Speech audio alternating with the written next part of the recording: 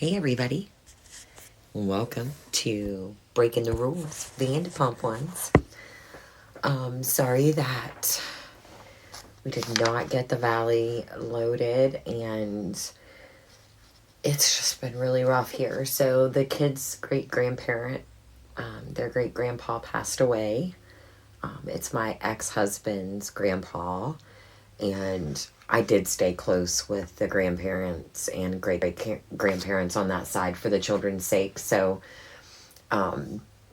we definitely have a funeral to go to this week, but it was just, I guess, divine timing. And because our son left or is leaving, so he is going to be gone and will not be here for the funeral. He's shipping out for the military. So that's just overwhelming. And then our dog, our elderly dog, Dora, we took her in for her regular checkup last month, and she's been itching really bad, which she's like, I don't know, like 15 years old now. And she'd been itching really bad, so we had a donut on her, and so they gave her a shot for that, and then they noticed that she was grimacing from her arthritis and gave her a pill for that. Unfortunately, within just a matter of 2-3 weeks, one of those medicines has destroyed her kidneys. She's wearing a diaper and she is barely able to get around. She's grimacing. We are giving her pain pills. And we have a scheduled appointment for her later this week to check the kidney functions and see if they've gotten any better. If they haven't, we may make a decision to put her down. So it's just been a really, really overwhelming week as an adult. And so I have decided that he and I are going to recap the Valley, those 2 episodes together, like last week and this week. So we won't deliver that recap until next week. I think it'll be good because it'll allow us to be able to see the entirety of that scene play out before we give our opinion on it. So I'm not complaining.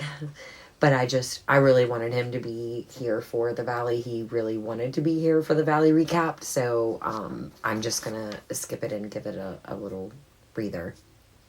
But anyway, away from all of the sad and death, I was just really in my own head this weekend with everything going on. And so I just sat down and was listening to podcasts, and then got up and did things and listened to podcasts, and was just a day to do that, I guess. And I dug through because of the announcement with Faith Stowers and her suing Bravo and NBC Universal Studios for discrimination. It's like racial acts, the knife incident with Lala, which, by the way, I found after digging, the knife incident with Lala happened before. They were actually really good friends after that. So that was like when they first met, and then they were like best friends. And when I say best friends, like hanging out every night, the way Faith described it.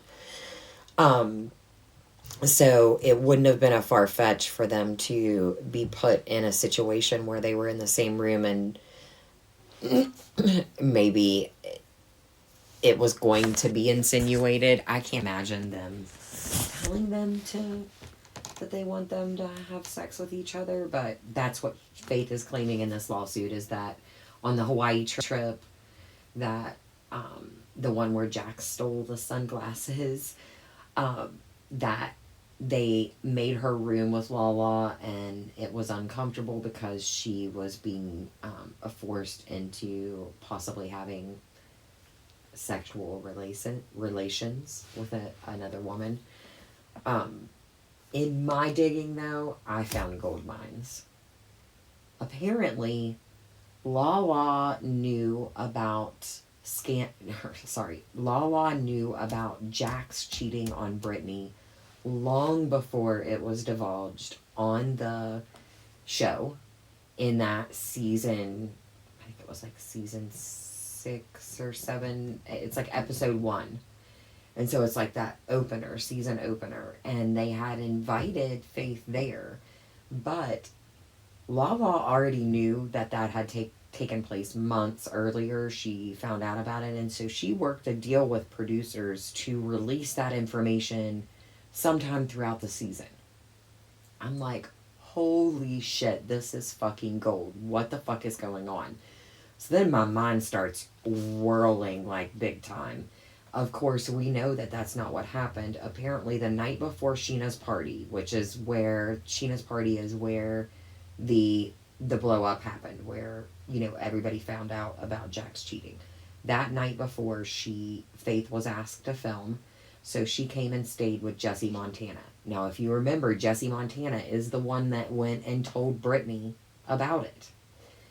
Faith apparently told Jesse about it that night at his place, the night before the party. And so that next day, they got ready together, went to the party, and all of that happened. And she actually went to the party, rode to the party with James. Faith did.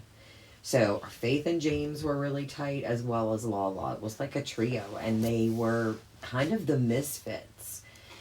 The only difference is that instead of getting confessionals, Faith didn't. Lala and James got confessionals where they were able to talk. And I mean, maybe there was a conclusive decision made about whether or not Faith could or should do that. I don't know the answer to that question. But I think it's definitely going to come out now that she's filed this lawsuit. I can tell you that my mind has not stopped thinking about the fact that Lala narrated Scandival. She narrated the whole fucking thing. And if she made a deal with producers about Jax and Brittany, why would she not make the same fucking deal about Tom and Raquel? You know it. And I feel like it definitely should have happened. Should have came out. But the orchestration has my mind blown. Like, who else knew for sure? Because now we know people are fucking lying. I don't know. It was just diabolical, the shit I found. The clips are up on our pages, both our Instagram and TikTok. So if you don't follow us, please do that. Follow the podcast. Give us a rating. Please give us a rating. We don't have a lot of those, so I would love a rating. And I'm trying to get that Vanderpump Villa recap done for you. I'm telling you though, 3 episodes at once was a lot. Like, that is not what I get usually, so it was just way more than I could handle all at once while we have 2 other recaps going on, and then all of these deaths happening in the family, and then our son leaving. So it was just too much. I will say we did create a subscribership on the IG account, and I did that because I pay for Stassi's podcast, The Good, the Bad, the Baby. I pay for Faith Stowers' podcast now. So any paid podcast that you want me to cover, just join and shoot me a message and let me know what you'd like for me to cover. But I do try and cover like some of those that are dealing with the shows that we recap. So some of those cast members in their podcast, interviews with other podcasts, whatever. But I did that so I could recap those for you and tell you, the tea that you're missing on those clips. This week, I was able to give you some tea from Stassi and Bo on their thoughts and reactions to The Valley. And there was a lot of it that threw me aback. Like, they actually introduced Jax to some of the people on that show. And so you just have to go subscribe, hit that subscription button, and it's 99 cents a month. It's only going to cost you $12 a year, and you're going to get all of those recaps you're missing because you don't want to pay for all of these different podcasts and listen to them. So I think that's pretty much it, other than Ariana finished up her role at Chicago. So her stint in New York City, she finished up, and all of the pictures and videos seemed wonderful. She was picked for Love Island host, so that's going to be her next venture. She bought herself a new home. Exciting shit happening because we all want her to be able to move on from this situation and to start a new life like that she designs. Let's get into it. VPR, season 11. This one is Line in the Sand. We will start with Katie and Allie and Lala exercising in the park. And Lala tells them that she is going to have this water tasting, and she's invited everyone, including Sandoval. The look on their faces was priceless. So I'm sure that as soon as they left there, Katie got in the car and Katie called Ariana and was like, "Motherfucker." The next scene cuts to Tom whenever she like says his name, and it cuts to him in the gym. I feel like he gets this from Jax, where when something's going on, he just works out like 100 times a day, because you cannot possibly just be getting scenes of him working out. Is that like when you text him, producers, when you text him and tell him you're coming over to film, he's like, "I'll be in the gym." Like, I'm just so confused by every single scene being there. The craziest thing about this scene is that Anne walks in, Tom's personal assistant walks in shortly after they cut to him, and she greets Ariana downstairs. She's dressed in a suit. She's ready to interview for that job with Ariana as her personal assistant. And then she proceeds to go upstairs in her suit and tell Tom, "Hey, I got some stuff to do downstairs.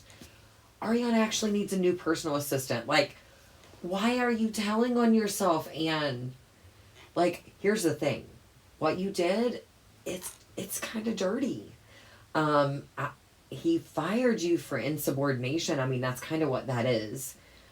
Whenever you are a conflict of interest in that gravity, it's insubordination, because you never know who you can trust, and that just makes it really, really hard. I don't know. I definitely felt like he like walked outside and of the gym and could hear some of the conversation when she was like, "I just want you to be my girl boss," and we don't know if that's really what she heard or what he heard, but that was the way that they made it look. Tom's confessional, he's like poaching the assistant. You know, he's pissed. He's like, "You got the friends, you got everything," and he just sounds like jealous, like jaded. He poaching his assistant, dude. I'm sorry, I didn't mean to do that. Poaching his assistant is so fucking classic. Like, that's the kind of shit I'd like to see. The like screaming and yelling and like, "Get out of here, get out of here, get out," like over and over is a bit much for me. But the poaching the assistant and the little funny shit here and there, like, he deserves that kind of karma, and that's the shit that he should be experiencing as a part of the fallout from the decisions that he made with so many people that you guys had in your life. I know a lot of you guys look at the page or comment on the page, and a lot of people think that I am like anti Ariana and pro Tom. I'm not pro anyone. I'll be honest with you. I recap. I give you guys an unbiased opinion of what I see on the show, or what they show us on the show. And then I mean, it's my page. So the amount of dirt and sources and information that I'm getting at this point, I'm taking that and I'm making these binders. I'm creating like little dots going from one point to another. It allows me to go back and listen to different podcasts that I've written down, had things in them and why. So it's a hobby for me. I mean, it's grown to be a little more than a hobby at this point, but I will say I enjoy it. And, you know, we're going to dig. If you say something that seems contradictory to something you said before or to a stance that you've made, we're probably going to point that out. It's what we do. So please do not take what I say to be the truth for you. I love opinions, so everybody knows you guys can bring your opinion to the page and you guys can all have conversations there, and I have no qualm or beef with it. I don't erase comments. I do not try to make a certain stance. So I really do hope that you find the page to be a safe space. I will delete I don't delete comments. I will delete hate comments. So if there is any type of hate comment toward one another or toward any discriminating toward any race or gender, then that is automatically deleted from our page, and usually I will block the person that has done it.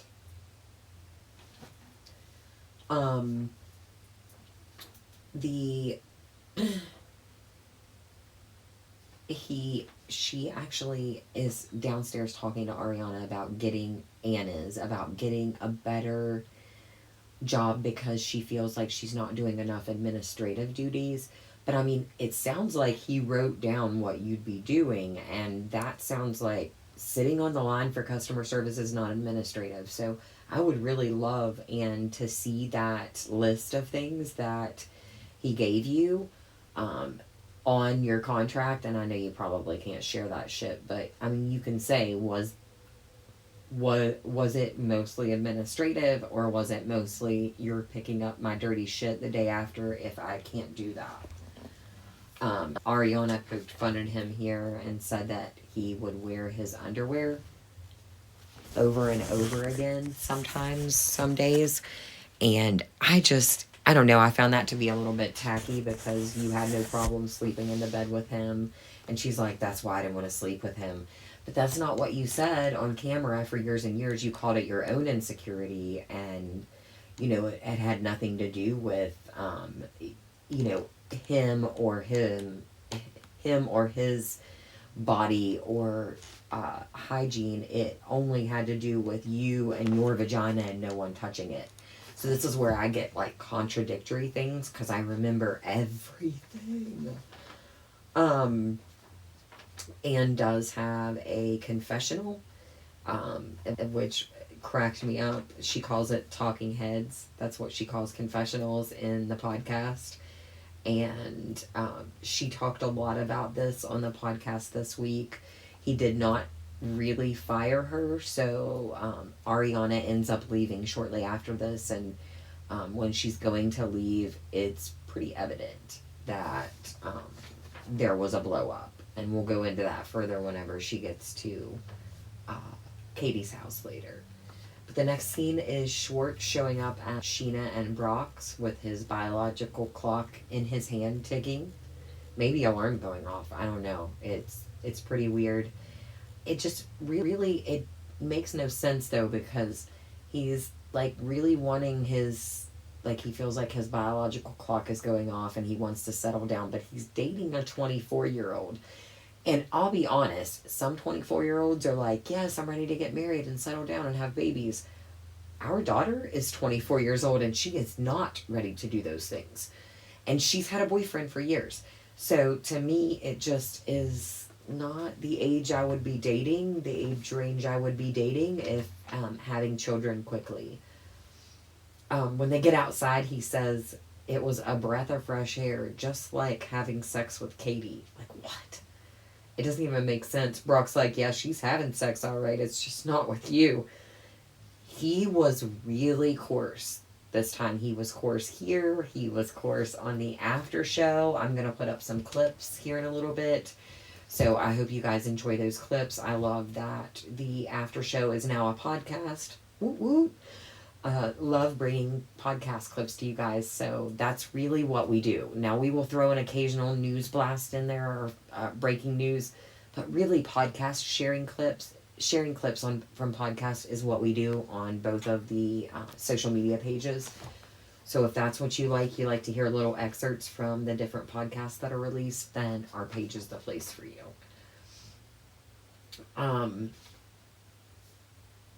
He does it. It would make sense that Brock would be the one to pick up the shade from Sheena. So, because she gets pissed when he says that to him, and it's a hypocritical statement. They kind of talk about Max and that hookup, and to me, I agree with Schwartz here. You cannot be on the high horse of everybody's a whore, and then you start lining up behind them for the guys that they've banged. Because on the after show, Kristen said she's had sex with him multiple times. Sheena's had sex with him multiple times. We know now that Katie has. I mean, who else? Dana has, which is Katie's best friend. It's just weird. It's so dysfunctional and fucking weird. And Katie can say they don't hang out with each other, but she swears this happened when they weren't filming, so, and they were all hanging out with each other, so that kind of debunks the fact that she's saying that they were not, none of them hang out when they're not filming. Um, the next scene flips to what I referenced earlier when Ariana arrives at Katie's apartment, and she does tell her about when she's leaving. Anne comes up to her and tells her that she is pretty sure she's getting fired for interviewing with her.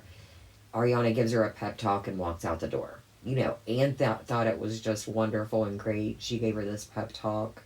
She felt really good about it, so that's all that matters. But I probably would have been like, listen, give me a call later and we'll talk about anything that we have that might be able to help, because she's getting ready to go to Katie's. So she knows she can speak to Katie about this. But it's just a super crazy. Katie's like, there's no privacy. No, there's not privacy in the open kitchen living room section when there's a runway upstairs from his gym to the bed, or from his bedroom to the gym. It just seems stupid for you to think that you're going to have privacy in that room, especially when it's his employee. I don't know. That was the wrong time to talk about privacy. That wasn't the point to talk about it. I can say that the convo goes into locations, and Sheena, they kind of talk about her stalking people. They go on to talk about this on the after show, how Ariana feels like, you know, she has my location, but maybe she shouldn't have my location. It's just weird, really. I don't give my location to a bunch of friends. Our daughter has my location, and my husband has our location. My son doesn't want my location. I mean, maybe he will now that he's not at home all the time, so maybe he will. But it just seems a little weird to me that, you know, and unless it's just sharing for a little bit, why you would keep that on with so many people, especially people you've had sexual relations with of the opposite sex, or same sex if that's your preference. But Katie swears on the after show that, and on the podcast, that fucking Max was not a revenge bang, it was just divine timing. I mean, it is what it is. They kind of touch about the water tasting. Ariana's not looking forward to it. She actually made me laugh out loud here when she said it's not a water tasting, it's a water boarding. She's not wrong. But I think she was the one doing the boarding at the end of the day. The next scene goes straight to James and Allie's house, and they're getting ready for that, for the company, for that water tasting. The water tasting guy is already there. He's setting up all of his shit. And the arrivals start. It's Lala, then Schwartz in his, like, green granny shirt. And then the Davies, and Katie and Ariana and Dana. I think Dana referenced this to be the one time she came in and, oh, I'm sorry, I didn't mean to hit that with my foot. This was the one time she came in and filmed with them this season, and after she went, she was like, yeah, no, I don't think I need to do that. So at least now we all know why she decided one and done. This was a hard one for anybody. Us watching it was hard, so I'm sure it was hard for her as well. The water of it all. I can't, like, water has to be ice cold for me to even enjoy it, which makes it super hard because nobody serves ice cold water ever. And then I don't want anything with a salt taste to it. Like, fuck no. That sounds absolutely... What is thirst quenching about that? Gross. Them asking if they've ever done it before, and Tom's like, yeah, yesterday. Ariana's eye roll, it's like, I've heard that a million times. I feel like those are defense mechanisms of his, and maybe he did that a lot whenever he was trying to downplay things. The boys go outside and they are, or no, wait. The tasting is first. I can't leave out the tasting. One of them did taste like salt water, but they go inside after the tasting. They go inside. Pizza's ordered. Ariana starts commenting about Tom running out to get stuff. And I mean, this is kind of where it starts. She's picking at little shit that she just loved about him, I feel like. Because I honestly am not seeing any difference in him than what he always was. He was always that annoying guy that went 150% overboard to make everybody, like, you know, be like, oh my God, thanks, Tom. Like, he always wanted to be that person that received that thoughtful thanks. So I'm not sure where that's coming from, but I feel like it starts a catastrophic spiral of events. And Brock, you know, the boys go outside and they're playing basketball. It's Brock, it's Tom's, and it's James.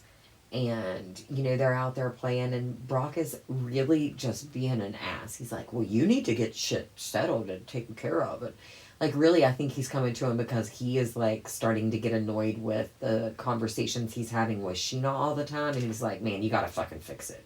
I can't listen to Sheena anymore. You gotta make it better. You gotta fix it so you and her can be cordial and be in the same room so we can all coexist and work as we're supposed to. I feel like that was his play.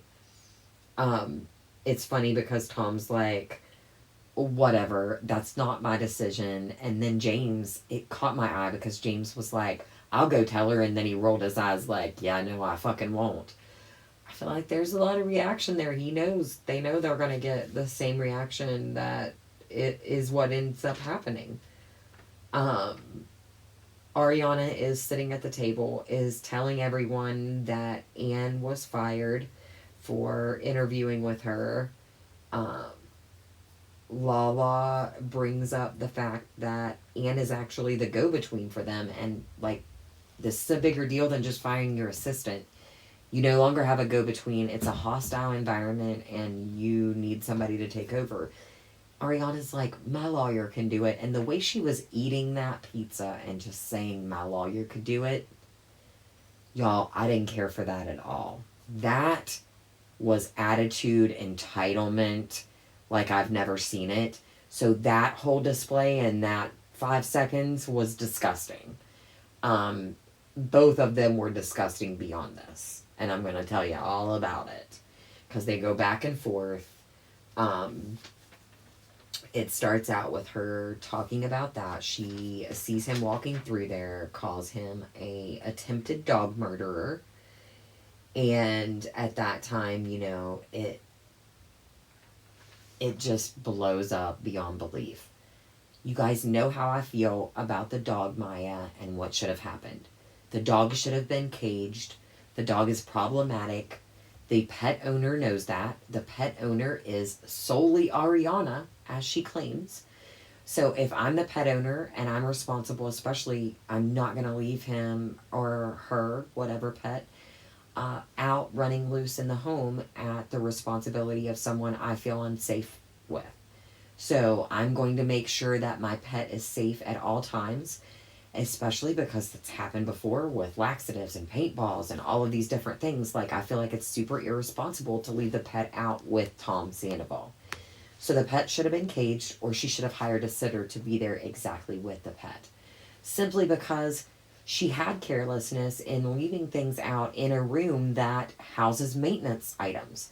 You know that as a pet owner, you have to plan ahead for all of these events. You guys know, I have 6 dogs.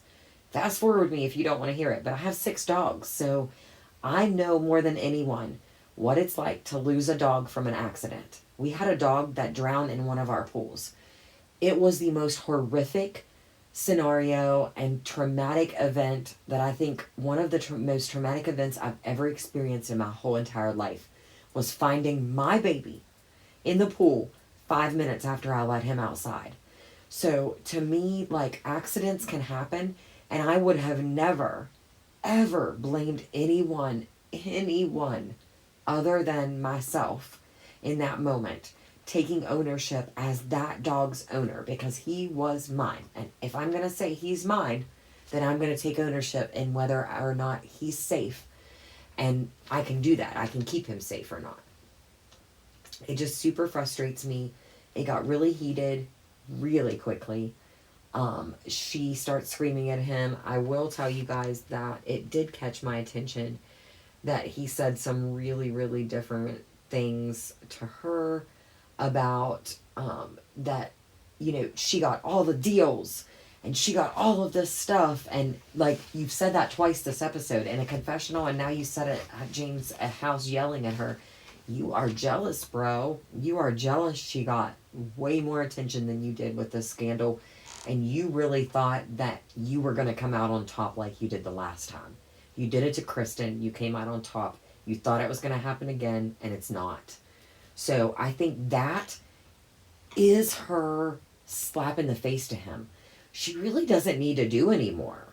Like, the grace would give and offer her far more. But she really doesn't need to do any more. The fact that she is winning at life is so enough. Like, it's so enough. And I get it. I get it. It's still fresh. We all know it's still fresh. But I just am not buying that that's the only reason that she's raging like that. I feel like that's a comfortable position for her. And you can come at me if you want. But I think that rage is a comfortable position for her. And, I mean, we made it more comfortable for her after that reunion. So, I gotta tell you guys, there's a lot of things I've found out in the last, 2 months that have really changed my opinion of all of the cast. I don't morally agree with not one of them. Not one of them are telling us the truth about who they are or what they're showing on the TV screen. So nothing is all the truth. And I know I shouldn't expect all the truth, but the amount of lies and deception is pretty sickening. So I'm just continuing to give you these recaps. I don't know. I'll make a decision after this season completes as to whether I continue with Vanderpump. So I know it's kind of what started this craziness, but it's just the podcast. I can do clips and talk about that, but the podcast makes it really hard because I'm here to deliver an unbiased opinion to you. And I think that in order to do that, I need to not be critical or cynical, I should say, because that's another way. Tom and Katie, meanwhile, while Tom and Ariana are fighting, Schwartz and Katie are outside and they are having a conversation about the fact that she fucked Max. The one thing that caught my attention was Katie said, if Max is my one fuck up, you're lucky. What is the deal with this entitlement? Why are these two ladies so fucking entitled? I get it. You were treated badly. But that doesn't entitle you to say things like, if your best friend was my one fuck up, you're lucky? Wow, Katie. Wow. That's all I gotta say about that.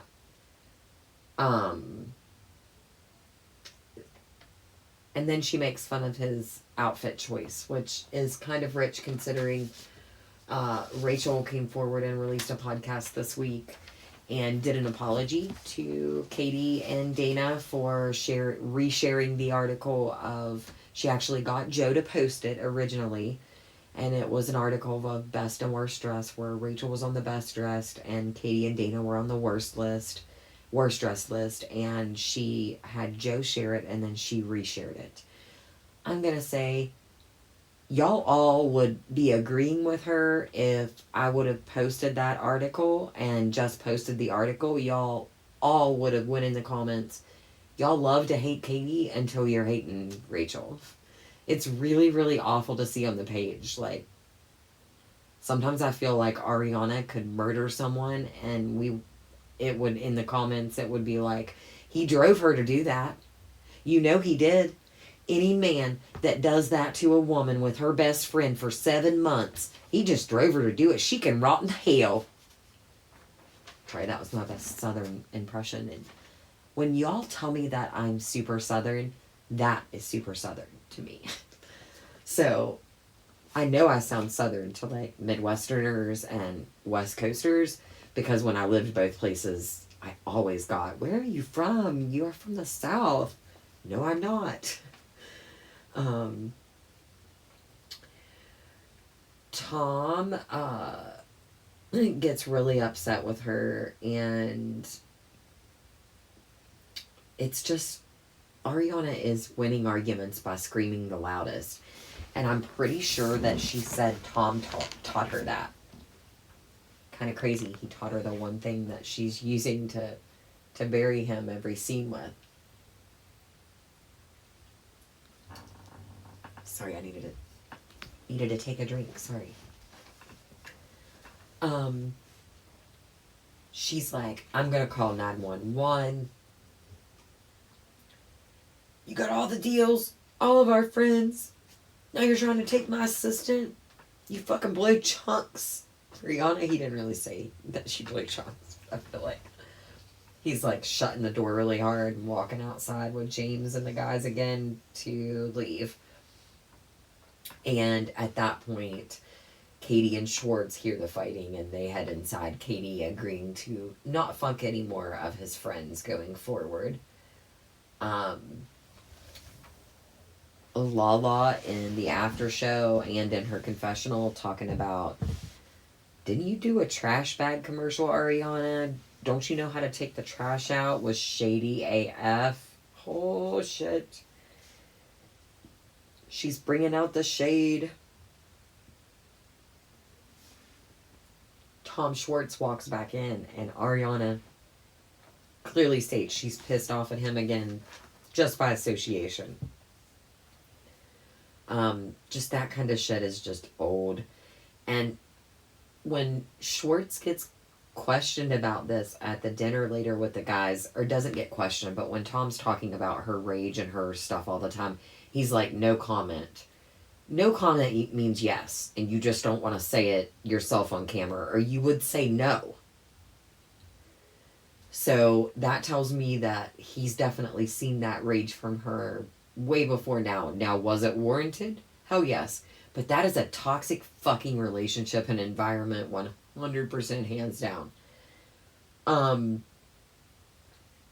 Schwartz calls Sandoval and they talk about meeting up later because, of course, Ariana kicks him out. She's like, "Get the fuck out of here."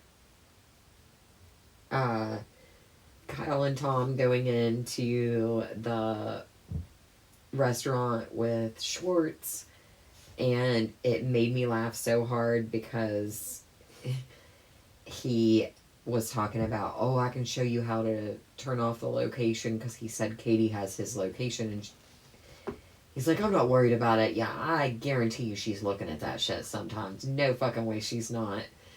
And Sandoval's like, "I can teach you how to do that. I'm pro at that." And Kyle's like, "I don't really think you need to be talking about things being deleted or turned off on your phone." That cracked me up. That was a really good joke, Kyle. Kudos for making me laugh out loud this episode. They sit down, and Tom, this was a much better scene on the extended version on the Peacock app. So if you have that app, hit this episode, scroll in to this scene. They showed way more. He was basically saying Ariana couldn't wipe her ass. She was so lazy. She laid in bed all day. He got up and did shit, which we know is not fucking true. I will say that I'm not sure if it's shady editing or if it's honest. It looked like when she said she cleaned the litter box, she scooped poop out of it. That's not cleaning the litter box. That's sifting it, just to be clear. And what he did was clearly cleaning it. Now, is that a common occurrence? We can't tell that. It's just one week or two that filming was there and caught them doing that. So we don't know what happens there on a regular basis. I would say that I'd be a little bit worried. But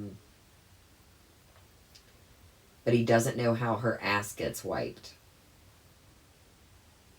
So fucking ridiculous. This scene made me really angry. But this is the kind of shit that's toxic, and I would get my fucking self away from that shit real quick. The next scene moves to Brock and Sheena at home, just sitting talking about beach day, and Brock is pretty adamant about um, saying that Ariana needs to move on. She needs to deal with it. I can't even read what I wrote here. If I say anything like she needs to move on, Sheena was saying this. If I say anything like she needs to move on, she's going to ice me out.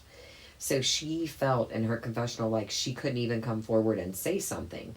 And that's like a lie, because I've seen previews for the next episode and she absolutely at beach day tells her that she needs to get rid of the feelings, so she does come forward and say that. And this confessional where she said that if I say anything to her, she's gonna ice me out, you'd already said something to her. I don't know. It just was dumb. Poor Brock, though. And I say poor Brock, but I mean, he was being an ass this episode. He was really like saying some pretty cross shit. The next scene was probably the most produced, staged meetup I've ever seen on Vanderpump Rules in all my 11 seasons. Allie and James meet up with Lisa and his mom. Are you fucking kidding me right now? First of all, why do we need to see his mom? We don't. We do not need to see his mother. His mother apparently is a bank robber after the digging I did this weekend and Dana did from the Bravo Investigator and podcast. I take Bravo very seriously. She's got some great clips, you guys. If you guys are not following her, please go give her a follow. She really digs in a lot further than me sometimes on topics, and I'm able to ask her permission to share some clips and get some stuff. You guys, I actually shared a clip from her podcast because she had Terry Maloney on recently. So you should check out that interview. It was actually really good. She talked about lost scenes in season 10. She talked about the response to Lala talking trash about her on her social media. I don't know. It was just a lot. But this is like the most ridiculous scene. I thought it was dumb. I thought the only thing I got from this is that they said they were keeping the cats and the dogs separate. Is that still the case? Because you were answering back to fans this summer and telling them that it absolutely seemed like it, and I don't even want to say seemed, but they were absolutely cohabitating and getting along and loved each other. So I'm just super confused by this response. It just doesn't seem like it makes sense. The Ariana welcomes the designer to the house, so we're switching to their house, and she comes in. She talks about, they're talking about an itemized list of all of the items in the house so that she can get that to Tom with a different estimate or a counter offer for what he offered her with the house. And it seems like she's going through all of the items that they had purchased to furnish the house. This is normal, you guys. I mean, this is normal divorce behavior. This is what you do. So I know she's acting like this is petty and this is ridiculous, but this is just what you do. You just go through there and you either say they're worth this much and we're going to cut it down the middle, or I'm taking this and you're taking this because I paid for this. And, like, it just depends what kind of arrangement you come to. The next scene flips to beach day. And, of course, Ariana immediately, she's there with, like, Brock and James and Sheena and Allie, and I think Schwartz is already there. Sandoval has not arrived, and she's like, yeah, I know he's coming. His stripey crochet thing was in the dryer. Dude, that means you did not wash it. Probably. You just threw it in the dryer so that you could get the wrinkles out of it before you go to this event. Oh my god, I can't. I mean, it could mean that he put it in the wash, but just for some reason, just because she caught it in the dryer.